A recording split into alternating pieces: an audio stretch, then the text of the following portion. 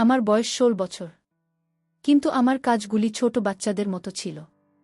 কিন্তু আমার জীবনে এমন একটি মডেল যে সব কিছু বদলে গেল, এমন মনে হলো যে আমার ১৬ বছর বয়স থেকে একদম ২০ বছর বয়সী হয়েছি। কারণ আমি কাউকে পছন্দ করতে শুরু করেছি এবং সম্ভবত তার প্রেমে পড়েছিলাম। আমি আমার সময়ের আগেই বড় হয়ে উঠতে শুরু করি। আমি আমার বাবার বন্ধুর প্রেমে পড়তে শুরু করি, যার বয়স ছিল ৩৫ বছর। হয়তো এটা আমার কোমল বয়সের অনুভূতি যে আমি নিজেকে নিয়ন্ত্রণ করতে পারিনি। অথবা বলা যেতে পারে যে সে আমার প্রথম প্রেম, যদিও সে আমার চেয়ে অনেক বড়। কিন্তু আমার এই নিষ্পাপ হৃদয়ের সাথে আমি কি করতে পারি যে তার জেদ নিয়ে বসেছিলাম? তাকে দেখার সাথে সাথে আমার হৃৎপিণ্ড দ্রুত স্পন্দিত হতে শুরু করে। আমার হৃদয়ে আওয়াজ উঠল যে এটাই সে, যার সাথে আমাকে সারা জীবন কাটাতে হবে। কারণ সেই রাতে আমার আবেগ অনিয়ন্ত্রিত হয়ে গিয়েছিল। সেই রাতে আমি ও জয়ের থেকে আর দূরে থাকতে পারিনি। তার দিকে তাকালে আমি আমার নিয়ন্ত্রণ হারিয়ে ফেলি। তাই আমি সিদ্ধান্ত নিলাম কিভাবে কি করা যায়। অন্তত একটা রাত আমি তাকে, তাই আমার মাথায় একটা বুদ্ধি চলে আসে। আর সেই বুদ্ধিটা কাটিয়ে আমি আমার আঙ্কেলকে আমার বাড়িতে একদিন দাওয়াত করি। আর দাওয়া করে আঙ্গুলকে খাবারের সাথে কিছু মিশিয়ে দিও। তাই আমি তাকে অজ্ঞান করে আমি কি করেছিলাম সেটা শুনলে তোমাদের কাজ হয়ে যাবে। আমার নাম সোনিয়া। আমার বয়স খুব কম। আমার বাবা একটি বড় ব্যবসা চালাতেন এবং অজয় আঙ্কেল তার খুব ভালো বন্ধু এবং তার ব্যবসায়িক অংশীদারও ছিলেন। সে বাড়িতে প্রায় আসত। সেদিন আমার বাবা আমাকে তার সাথে পরিচয় করিয়ে দিয়েছিলেন এবং বলেছিলেন যে এটি আমার ছোট্ট পাখি, আমার মেয়ে সোনিয়া। বাবার সেই বন্ধুর ব্যক্তিত্ব দেখে আমি তো স্তব্ধ হয়ে গেলাম। কোথাও থেকে তাকে আমার বাবার বন্ধু বলে মনে হলো না। আমার বাবার বয়স ৩৫। আর সেই অনুযায়ী অজয়ের বয়স ও আমার বাবার সাথে প্রায় একই হওয়া উচিত। কিন্তু তাকে তার বয়সের থেকে ১০ বছরের ছোট দেখাচ্ছিল। এমন পেশিবহুল শরীর ছিল যে আমি তার দিকে তাকিয়ে রইলাম। বাবা বললেন, আঙ্কেলকে হ্যালো বলো। আমি অবশ্যই হ্যালো বলছিলাম, কিন্তু তাকে আঙ্কেল বলতে পারিনি। আসলে আমি কিছু বলতে পারিনি। আমি শুধু তার দিকে চুপচাপ তাকিয়েছিলাম। আমাকে এইভাবে দেখে সে আমাকে টোকা দিল। বলল, সোনিয়া, কি ব্যাপার? আরে তুমি কি আমার সাথে কিছু কথা বলতে চাও? ওর সাথে কথা বলতে পারতাম, কিন্তু ও শোনা কথাটা আমার হৃদয়ে বিঁধেছিল। কেন জানি না, ওর মুখ থেকে শোনা শুনতে আমার ভালো লাগেনি। সেই সময় তো আমি রুমে চলে গেছিলাম। কিন্তু সেদিন থেকে অজয় কালকে আমি পছন্দ করতে লাগলাম। তিনি একজন ৬ ফুট লম্বা মানুষ ছিলেন। এত সুন্দর ব্যক্তিত্বের অধিকারী যে তাকে দেখে ছোট ছেলেরাও লজ্জা বোধ করবে। এবং তারপরে আমি সবসময় তাকে নিয়ে ভাবতে থাকি। দিন রাত, সকাল সন্ধ্যা, কখনো আমি তাকে দূর থেকে দেখতাম, তখনও সে বাড়িতে আসত। কখনো আমি বাবার সাথে অফিসে যেতাম এবং সেখানেও তার সাথে দেখা হতো। আমি নিজেই আমার অবস্থা দেখে অবাক হয়েছিলাম। এখন আমি নিজের দিকে বেশি মনোযোগ দিতে শুরু করেছি। কিন্তু যখনই সে আমাদের বাড়িতে আসত, সে নির্বিকার থাকত। বাবার সাথে কথা বলতে ব্যস্ত থাকত, আমার দিকে তাকাত না। যদিও আমি কোনো না কোনো অজুহাতে তার কাছে যাওয়ার চেষ্টা করতাম। কিন্তু সে আমাকে স্নেহ করে আমার পড়াশোনার কথা জিজ্ঞেস করত। আমার সাথে যেভাবে তিনি কথা বলতেন, তার সেই কথা বলার স্টাইল আমার মোটেও পছন্দ হতো না। আমি ছোট ছিলাম। তিনি আমার সাথে একটি শিশুর মতো আচার ব্যবহার করতেন এবং সেদিন আমি খুব অস্থির ছিলাম। আর দিন হয়ে গেছে, তার সাথে আমার দেখা হয়নি। বাধ্য হয়ে আমি তার অফিসে চলে গেলাম।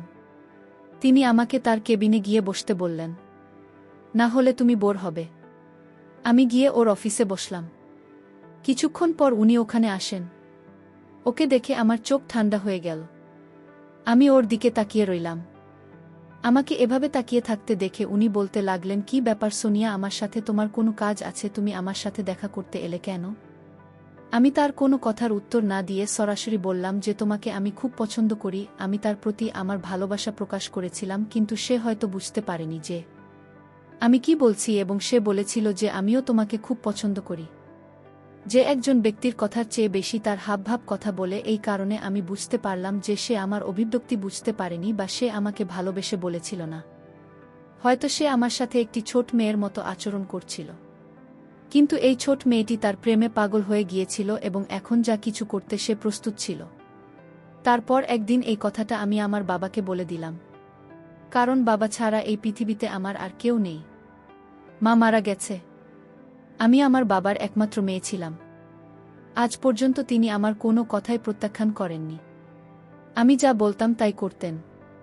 আমি যদি চাঁদ ও চাইতাম তাহলে হয়তো তিনি আমার কাছে নিয়ে আসতে। কিন্তু আমি যখন বললাম আমার বাবাকে যে বাবা আমি তোমার বন্ধু অজয়কে পছন্দ করি আর ওকে বিয়ে করার জন্য পাগল হয়ে গেছি, সে তো অবাক হয়ে আমার মুখের দিকে তাকিয়ে রইল। আমি যা বলেছি তা সে বিশ্বাস করতে পারে না। আমার কথা সেরে গেল এবং বলল যে তুমি মজা করছ। আমি বললাম না, আমি ঠাট্টা করছি না। আমি অজয়কে বিয়ে করে তার সাথেই থাকতে চাই। যদি তুমি না করো তার সাথে আমাকে বিয়ে না করালে আমি আমার জীবন শেষ করে দেব। এটা শুনে সে হতবাক হয়ে গেল, কারণ আমি ছাড়া তার জীবনে আর কেউ ছিল না। সে আমার জন্যই এসব করছে। এবং যখন আপনার নিজের সন্তান আপনাকে বলেছে সে তার নিজের জীবন নিতে চায়, তখন আপনার হৃদয় ভেঙে যায়। তবুও বাবা মাকে ব্যাখ্যা করেছিলেন এবং তিনি অনুভব করেছিলেন যে এটি আমার মনে হয়েছে যে আমি কখনো এরকম কিছু করব না। কিন্তু 2-3 দিন খাবার না খেয়ে অজ্ঞান হয়ে পড়লাম। বাবা আমাকে ডাক্তারের কাছে নিয়ে গেলেন এবং ডাক্তার বললেন সে মারাও যেতে পারে।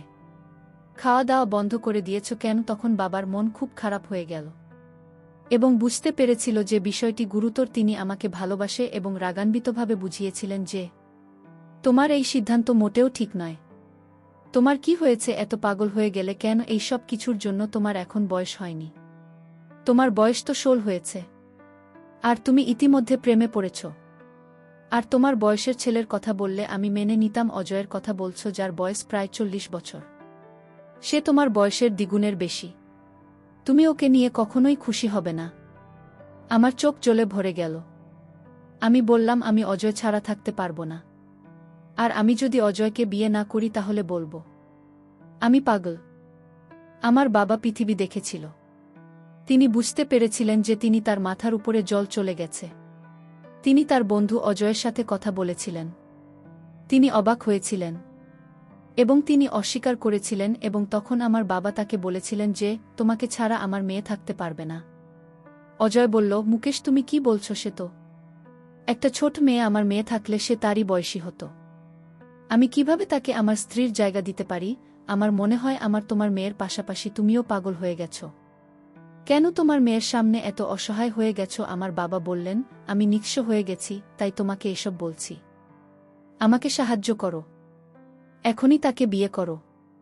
তুমি বুদ্ধিমান এবং পরিণত, কিন্তু তার ভিতরের শিশুসুলভ পোতা আছে। তার জীবন বাঁচাতে এখনই তাকে বিয়ে করো। হ্যাঁ, কিছুদিন পরে হয়তো এই জিনিসটি তার মন থেকে চলে যাবে এবং তারপরে সবকিছু ঠিক হয়ে যাবে। তখন তুমি তাকে ছেড়ে দিও। তাহলে আমি তাকে ভালো ছেলের সাথে বিয়ে দিয়ে দেব। কিন্তু তার আগে সে কিছু করে বসলে আমি কি করব? তখন আমি হাত কচলাতে থাকে এসব কাজ।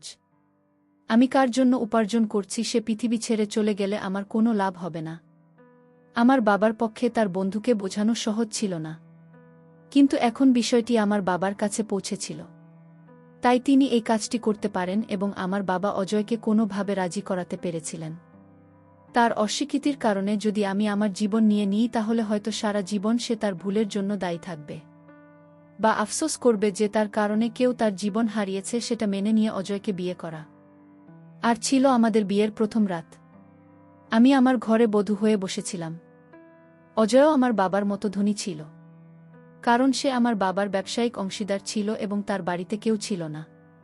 তিনি আগে বিয়ে করেছিলেন, কিন্তু সেই মেয়েটির সাথে মাত্র 1 বছর কাটিয়েছিলেন এবং তারপরে তাদের বিবাহ বিচ্ছেদ হয়েছিল এবং তাদের কোনো সন্তান হয়নি। আমার বাবা যখন আমাকে ছেড়ে চলে যাচ্ছিলেন তখন তিনি বলেছিলেন যে তুমি ভালো সিদ্ধান্ত নাওনি, তবে মনে রাখবেন যে আমি সবসময় তোমার সাথে আছি। যখনই তুমি তোমার সিদ্ধান্ত পরিবর্তন করবে এবং তুমি অনুভব করবে যে তুমি এই সম্পর্ক থেকে বেরিয়ে আসতে চাও তখন তুমি ফিরে এসেছ। তোমার বাবার কাছে আমি জানতাম যে তিনি আমার বাবা, এই ধরনের কথা তার মনে ছিল। কিন্তু আমি এখনও জয়ের সাথে আমার সারা জনম কাটাতে চাই। তিনি আমার স্বামী। তিনি আমার প্রতি পরমেশ্বর হয়েছিলেন। এখন এটাই আমার জীবন। আমিও একজন ভারতীয় মহিলা এবং আমরা ভারতীয় মহিলারা কেবল 4 কাঁধে চড়েই স্বামীর ঘর ছেড়ে যায়। আমি খুব খুশি ছিলাম। আমার বয়স তত্ত্ব ছিল না, কিন্তু আমি সিদ্ধান্ত নিয়েছিলাম যে অজয়কে সব রকমভাবে খুশি রাখার চেষ্টা করব। আমি নিজেকে একজন খুব ভালো বউ হিসেবে প্রমাণ করব এবং সে উপরে মেনে নেবে যে আমাকে বিয়ে করা তার জীবনের সেরা সিদ্ধান্ত ছিল।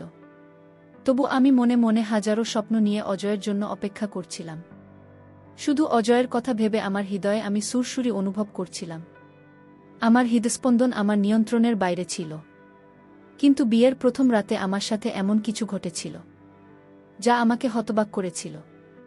যখন সে আমার রুমে এলো আমি তাড়াতাড়ি গুটিসুটি মেরে বসে পড়লাম। তার কিছু বলার অপেক্ষায় রইলাম। আমি আমার ঘুমটা সরিয়ে আমার সৌন্দর্য তার পাগল হয়ে ওঠার জন্য অপেক্ষা করছিলাম। আমি তরুণ ছিলাম এবং তার চেয়েও বেশি সুন্দরী ছিলাম। বধূর সাজে তোমাকে আরও সুন্দর লাগছিল। তবে তিনি যা বলেছিলেন তা আমার সব ইচ্ছাকে ঠান্ডা করে দিন। সে বলল, এখনও যে গাছ কেন? আমি ভাবলাম নিশ্চয়ই তুমি ঘুমিয়ে পড়েছ। আমি বললাম, এভাবে কি করে ঘুমিয়ে পড়ব? আজ আমাদের বিয়ের প্রথম রাত। আমি তোমার জন্য অপেক্ষা করছিলাম না। চাইলেও আমার মুখে লজ্জার রং ছড়িয়ে পড়েছিল। কিন্তু সে আমার দিকে খুব কড়া চোখে তাকিয়েছিল। তিনি সেখানে দাঁড়িয়ে আমার দিকে কয়েক মুহূর্ত তাকিয়ে থেকে বললেন যে আমার বিয়ে করার ইচ্ছা ছিল না। তাই আমার বিয়ে করার ইচ্ছা ছিল। তাই সে আমার ইচ্ছা পূরণ করেছে। এখন এর মানে এই নয় যে আমরা এখানে বরকনে যা করে তা করব। এই আচার অনুষ্ঠান ছেড়ে গিয়ে জামাকাপড় পাল্টে ঘুমিয়ে পর। এই রুমটা শুধু তোমার, আমার রুম উপরের তলায়। কিছু লাগলে জানাবেন। আমি এটা শুনে অবাক হয়ে গেলাম। আমি বললাম, কি করছো? আজ রাতটা আমাদের জীবনের সুন্দর রাখতে, যা সারা জীবন মনে থাকবে। তুমি তোমার ঘরে যাচ্ছ কেন? কিন্তু বর বউয়ের তো একটিমাত্র ঘর হয়। তিনি বললেন, দেখো, আমি তোমার বাবাকে এতটা অসহায় আগে কখনো দেখিনি। তিনি নিজেও অসহায় ছিলেন। তুমি তাকে বাধ্য করেছিলেন, আর সে আমাকে বাধ্য করেছিল। এসব হয়েছে বাধ্য হয়ে। আজকের রাতটা তাদের জন্য বিশেষ বিশেষ রাত, যারা সঙ্গে বিয়ে হয়। সে কিছু বলতে চেয়েছিল, আমাকে কিছু বোঝাতে চেয়েছিল। কিন্তু সে বলেছিল যে তুমি এত বুদ্ধিমান হলে এখানে বসে থাকতে না, ঘুমোক। সে আমার উত্তর না শুনে সেখান থেকে চলে গেল। তার রুম ছিল। পরে সকালে কাজের মেয়েটি আমাকে বলল যে সারের উপরে তিনি আমাদেরকে আপনার জন্য নিচে একটি রুম পরিষ্কার করতে বলেছিলেন। তাই আমরা এই ঘরটি সাজিয়েছি। এমনিতেও আমরা এখনও বুঝতে পারছি না যে সাহেব কাকে বিয়ে করছেন এবং কেন আপনার রুমটি নিচে রেখেছেন, কিন্তু তিনি সাহেব বলেই আমরা তার কথা মেনে নিয়েছি। তিনি যা বলেন আমি তাই করি। এ কিভাবে আমার স্বপ্ন পূরণ হলো? এমন মনে হচ্ছে স্বপ্নগুলো আমার কাছ থেকে ছিনিয়ে নেওয়া হয়েছে। এমনকি আমার স্বপ্নগুলো আমার ছিল না। এইভাবে কিভাবে আমি আমার জীবন কাটাই? কিন্তু এখন আমি আমার বাবাকে সব কিছু বলতেও পারি না, এবং তারপর কিছু জিনিস আছে যা স্বামী স্ত্রীর মধ্যে থাকাই ভালো। তাই আমি তাকে কিছু বলিনি এবং এটা প্রকাশ করেছি যে আমি এখানে খুব খুশি। তিনিও খুশি হলেন।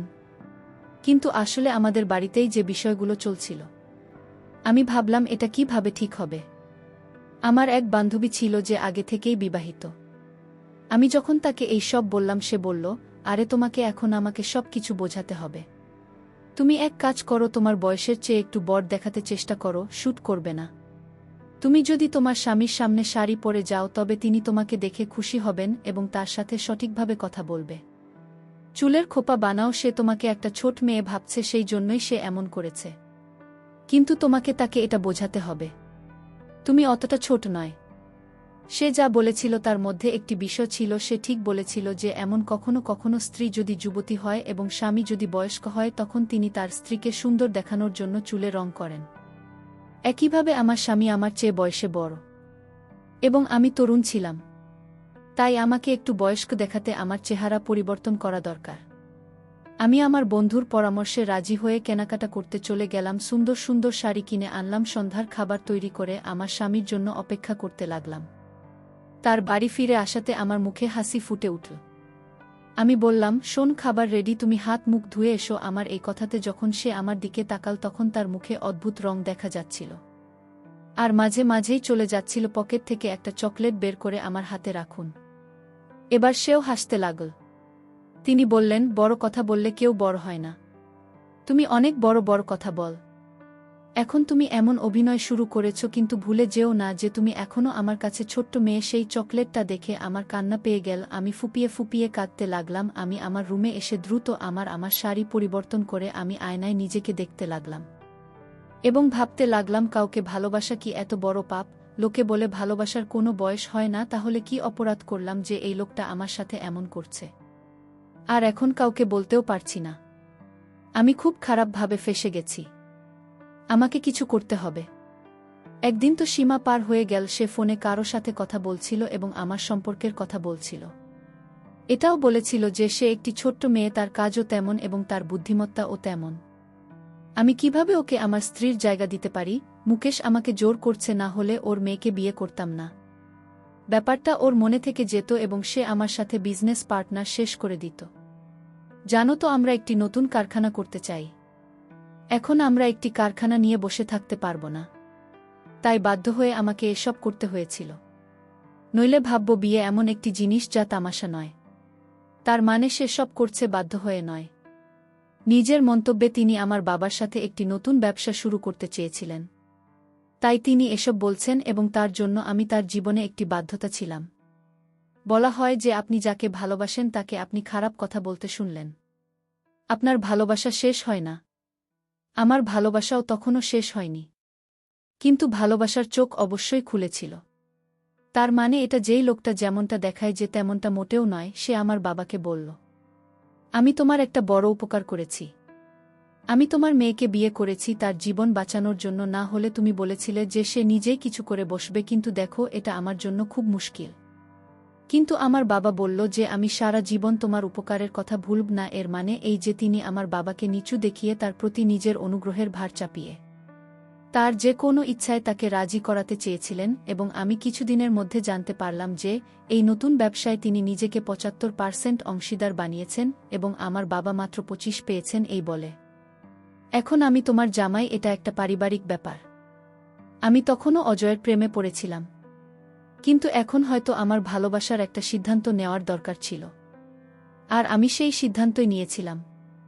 সেই সিদ্ধান্তটা এমন ছিল যে আমি যদি এখন আপনাদের সবাইকে বলি, আপনারা সবাই অবাক হয়ে যাবেন। কিন্তু যে কথাটা আমার মনে এসেছিল